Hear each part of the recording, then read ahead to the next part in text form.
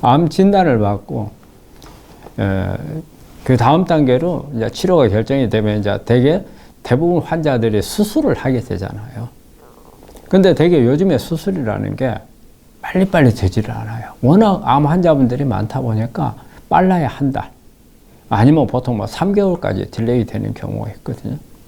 근데 이제 우리 환자분들은 진단을 받고 나면 그 암으로 인한 충격도 상당히 크지만 빨리 뭔가가 치료에 들어가야 되는데 한 달, 뭐 3개월 딜레이 돼가지고 하게 되면은 우리 환자분들이 초조해지죠. 당황을 하고. 그럼 그동안에 뭘 해야 될 것인가? 그래서 우리 환자분들이 그 부분에 대해서 궁금증이 많은데 저는 우리 환자분들한테 이때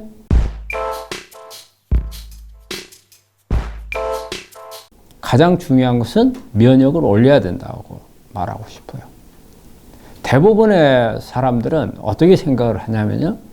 수술을 받으면 수술이 어때요? 우리 암 수술이라는 것은 큰 수술이라고 생각을 해요. 그렇기 때문에 이 대수술을 받기 위해서는 잘 먹어야 된다. 이런 생각을 많이 하고 또 주변에서 그렇게 많이 권하죠. 잘 먹는 것은 좋아요. 하지만 정말 잘 먹어야죠. 그냥 잘 먹는다 해서 뭐든지 뭐 고기 먹고 이런 거 잘 먹는 게 아니에요. 정말 잘 먹어야죠. 잘 먹는다는 것은 어때요? 면역을 높이는 음식을 잘 먹어야 된다고 말하고 있어요. 그 다음에 균형된, 생리적으로 어때요? 정상세포가 제대로 활동할 수 있는 그런 환경을 만들어줄 수 있는 음식들을 먹어야 된다는 거죠.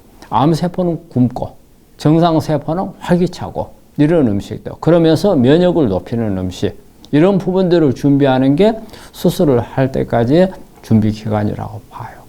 그러면 왜 수술을 전후로 해서 면역을 높이는 것을 중요시 하라고 이야기를 하는지. 수술 끝나고 할 수도 있잖아요. 그런데 전후로 꼭 해야 된다고 제가 말하는 것은 이유가 있어요.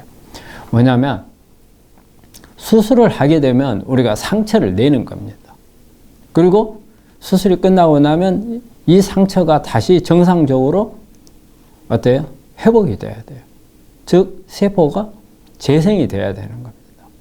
세포가 재생이 된다는 것은 면역으로 따질 때는 면역 억제 기능으로 들어가는 겁니다. 면역이라는 것은 이게 활성화가 되면 일종의 염증 반응 유사한 그런 반응이 일어나요. 즉 공격을 해서 많은 파괴를 하는 이런 부분이거든요. 전쟁이기 때문에. 그런데 이제 전쟁이 다 끝나고 나면은 그 자리가 어때요? 이 염증으로 일어난 찌꺼기 같은 게 발생하고 이 사체들이 많으면 그걸 정리를 해야 되고 그 다음에 그 상처가 원상으로 회복이 되도록 그런 재생 기능이 활성화가 돼요. 그러면 재생 기능이 활성화되어 있는 동안은 면역으로 따지면 면역이 억제되어 떨어져 있는 걸 말합니다. 그래서 면역이 떨어지게 되면 어떤 문제가 발생을 하느냐. 암 주변에 수술 범위 안에 들어가지 않았던 어떤 암 조직들, 암 세포들이 주변에 뿌려져 흩어져 있다면 이 세포들이 클 수 있는 가장 좋은 환경이 돼버리는 거죠. 그럼 이때 정말 암세포들이 수술에서 떨어져 나오지 않는 이런 암세포들은 그때 정말 클 수 있어요. 그렇기 때문에 이 암세포들을 억제하기 위해서 수술 범위 안에 들어있지 않는 암세포들을 억제시키기 위해서는 미리 내 것 면역을 높여놓거나 그런데 미리 높이지 못했다면 수술 끝나고 나서 회복하는 동안에 면역을 집중적으로 강화를 해야 되는 거죠. 우리가 자연치유를 이게 주장하시는 분들이 항상 말하는 이론이 바로 이겁니다. 즉 뭐냐면 수술을 하게 되면 면역 억제가 된다. 면역 억제가 되면 주변에 뿌려져 있는 암세포들이 커서 전이가 되고 재발이 돼서 오히려 수술로 인해서 목숨을 잃을 수 있다. 더 암 치료가 더 안 되고 암을 키워버리는 그런 결과를 내기 때문에 수술을 하지 말라. 이런 주장을 하는 거거든요. 바로 이거입니다. 그렇다면 무조건 그러기 때문에 수술을 하지 마라. 이렇게 한다는 것은 조금 모순이 있거든요. 왜냐? 사실 수술이라고 하는 것은 우리가 자연치유하고 비교를 하자면 포크레인하고 홈이나 곡괭이에 비교할 수가 있어요. 포크레인은 일단 어때요? 제거해주는 덩어리가 한꺼번에 제거해주는 덩어리가 크잖아요. 그렇지만 홈이나 곡괭이는 어때요? 사부작 긁어내는 거거든요. 대신 포크레인은 터프예요. 그렇기 때문에 섬세하게 제거를 못하니까 찌꺼기들이 남을 수가 있어요. 대신에 곡괭이나 호미는 암이 성장하는 속도에 비해서 너무 제거하는 능력이 떨어지는 거죠. 그래서 가장 좋은 건 어때요? 포크를 한번 집어내주고 그 다음에 터프하게 이렇게 남아있는 부분들은 홈이나 곡괭이로 제거하는 거. 즉 뭐냐면 현대의학과 자연치유가 같이 병합되는 게 가장 중요하죠. 여기서 자연치유라고 한다면은 현대의학의 면역이라고 생각할 수가 있죠. 면역치료. 그 다음에 암세포가 살 수 없는 환경을 만들어주는 거. 특히 산성화라든지 저산소 지역을 없애는 거.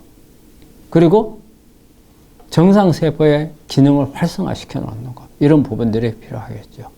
그래서 가장 우리가 그 수술을 하기 전에 대기하는 동안에 초조해하는 우리 암 환자들은 여러분들이 할 수 있는 것은 가장 키포인트는 면역을 높여야 된다는 거예요. 면역을 높이기 위한 방법들을 꼭 찾아야 되고요.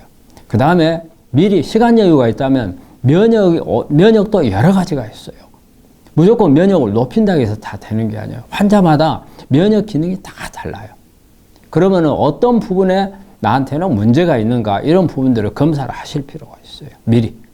그래서 미리 검사를 해둬서 나한테 잘못되어 있는 면역이라든지 내 몸 안에 있는 환경이라든지 이런 부분들을 개선을 한다면 수술을 하고 나서 어떤 회복하는 동안에 어떤 치료가 필요한지를 체계적으로 알 수가 있어요.